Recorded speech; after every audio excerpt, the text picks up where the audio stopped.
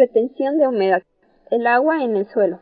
El suelo es el principal suministrador de agua para las plantas, por su capacidad para almacenarla y su capacidad en la relación en las partículas sólidas de este y las moléculas del agua. El correcto manejo del agua en la agricultura y en la gestión del medio ambiente requiere de conocer su comportamiento, ya que la vida de un ecosistema terrestre depende del estado energético del agua en el suelo. Este depende de la posición, composición e interacción entre la matriz del suelo y el agua. Dependiendo de las características del suelo, tienen distintas capacidades para retener el agua.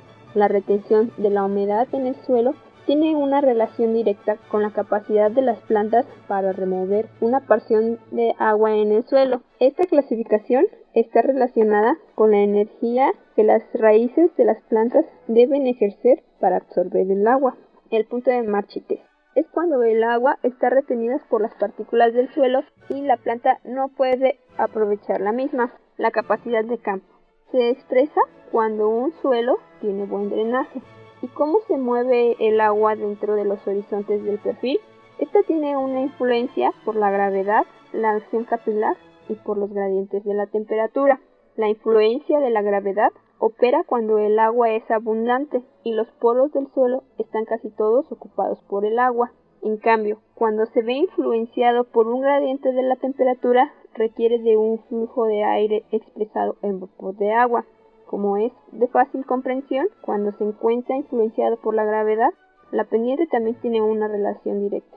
El movimiento capilar del agua en el perfil es respuesta a un gradiente de tensión entre la atracción de las moléculas del agua y las partículas del suelo. El contenido de humedad del suelo está definido tanto por las propiedades del suelo como por las de las plantas. Hay una relación entre el contenido de humedad del suelo y la sección mátrica. Esta última es la tensión de humedad del suelo. En un suelo completamente saturado con agua es nula. En un arenoso con poros grandes perderá mucha de su humedad a secciones bajas o moderadas, y en un arcilloso con partículas finas y poros pequeños retendrá el agua con mayor fuerza capilar. Un incremento en la sección mátrica está asociado con una disminución en el contenido de humedad del suelo. El agua aprovechable es la humedad del suelo entre el punto de marchitamiento y la capacidad de campo. La cantidad de agua por aplicar en un suelo al punto de marchitamiento para alcanzar la capacidad de campo se llama capacidad de agua aprovechable y varía en primer lugar con la textura del suelo. Al aumentar la arcilla en el suelo se incrementará la capacidad de retención de agua, tanto al punto de marchitamiento como para la capacidad de campo.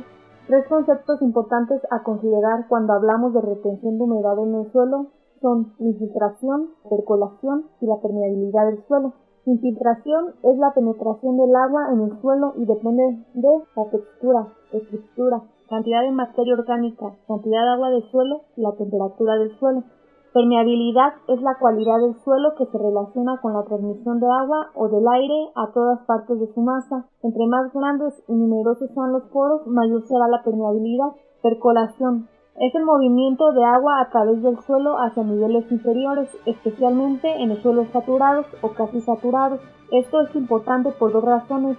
Las aguas que percolan son única fuente de agua de manantiales y pozos, y son las aguas que arrastran nutrientes de plantas que se sitúan fuera del alcance de las raíces.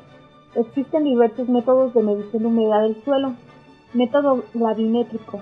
Consiste en obtener una muestra de suelo húmedo para secar a la estufa a 105 grados hasta peso constante para después determinar el porcentaje de humedad, y el método de tensiómetro, que depende de la medida de tensión de equilibrio de la humedad del suelo con el uso de una copa porosa de arcilla llena de agua. El agua en la capa porosa está conectada a un manómetro de vacío o manómetro de mercurio. Al irse secando el suelo, el agua se mueve a través de la copa porosa, estableciendo una tensión negativa o vacía. Estas lecturas de tensión son entonces calibradas para interpretar el porcentaje de humedad.